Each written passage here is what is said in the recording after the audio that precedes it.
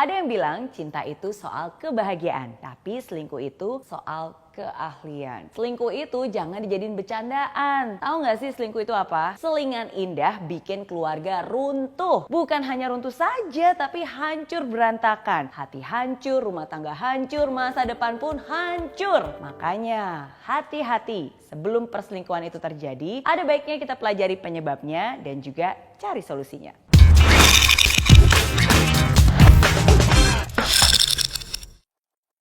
Semua orang bisa mengatakan cinta, tapi tidak semua orang bisa benar-benar setia. Perselingkuhan bisa terjadi pada berbagai ragam pasangan. Baik pasangan yang masih pacaran, baik yang sudah tunangan, pasangan muda, pasangan tua. Tidak luput dari yang namanya perselingkuhan. Tapi apa sih penyebabnya? Berikut adalah 3 alasan dan juga solusinya. Yang pertama, hilangnya kedekatan atau keintiman. Karena sudah nikah, jadinya nggak mesra-mesraan lagi deh. Eits, yang saya maksud bukan hanya dari segi fisik aja loh. Memang hilangnya kedekatan secara fisik seringkali menjadi faktor penyebab. Udah nggak seromantis dulu katanya. Tapi bukan berarti harus PDA ya. PDA alias Public Display of Affection. Bukan berarti kemesraan itu harus dipamerkan. Tapi kurangnya keintiman fisik, kurangnya minat untuk bercinta, mungkin memang bisa menjadi faktor. Dalam buku The Truth on Cheating, konselor pernikahan Gary Newman mengatakan bahwa justru faktor penyebab utamanya itu bukannya hilangnya keintiman fisik, tapi hilangnya keintiman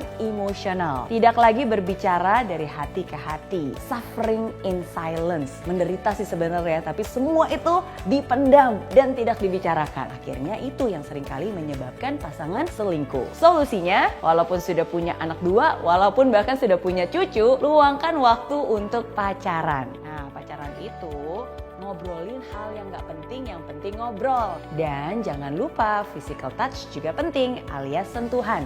Kadang sebuah pelukan bisa menyelamatkan sebuah perkawinan. Yang kedua, pengaruh dari lingkungan. Pengaruh dari orang lain ternyata bisa mendorong seseorang untuk selingkuh. Dengan siapa pasangan kamu bergaul itu juga mempengaruhi loh kecenderungan dia terhadap perselingkuhan. Ada sebuah polling di mana ternyata lebih dari 75% pria yang melakukan hubungan badan dengan wanita yang bukan istrinya mengaku bahwa mereka melakukan itu karena teman-teman mereka juga mengkhianati istri mereka. Wah, keterlaluan.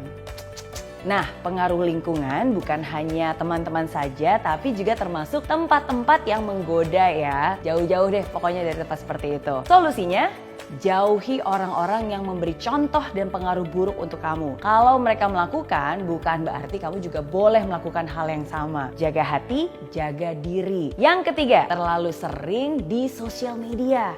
Yap, I'm not kidding, saya nggak bercanda. Ternyata menghabiskan terlalu banyak waktu di sosmed, resiko perselingkuhan katanya bisa meningkat. Zaman sekarang, semakin lama kamu asik di dunia maya, semakin tinggi juga nih resiko perselingkuhan akan terjadi. Hubungan virtual di dunia maya itu bisa menyebabkan argumen bagi pasangan di dunia nyata. Bahkan belakangan ini nih, kasus perselingkuhan yang berasal dari aktivitas sosial media itu sangat marak banget terjadi. Sosial media masing-masing dirahasiakan, aktivitasnya pun juga dirahasiakan, apalagi sampai berbohong. Waduh, ini bisa menjadi situasi yang perlu diwaspadai. Solusinya, nah dunia maya memang terlihat mengasihkan, tapi ingat kamu itu hidup di dunia nyata. Jadi kurangin deh waktu screen time-nya dan mulai luangkan waktu dengan pasangan kamu. Mungkin dia pindah ke lain hati karena kamu juga sudah kurang peduli. Ingat, godaan akan selalu ada, tapi tergantung bagaimana kamu menyikapinya. Ingat juga, cinta tidak hanya berawal dari tatapan mata, tapi juga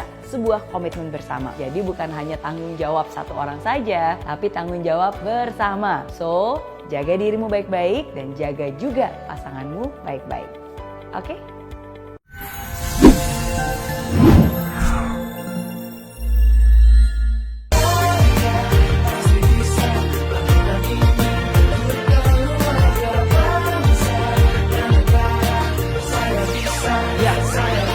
Laksana bumi tanpa hujan, hidup tanpa tujuan, kering dan mati tanpa hijaunya tumbuhan. Demikian kalau mimpi tak kunjung terjadi.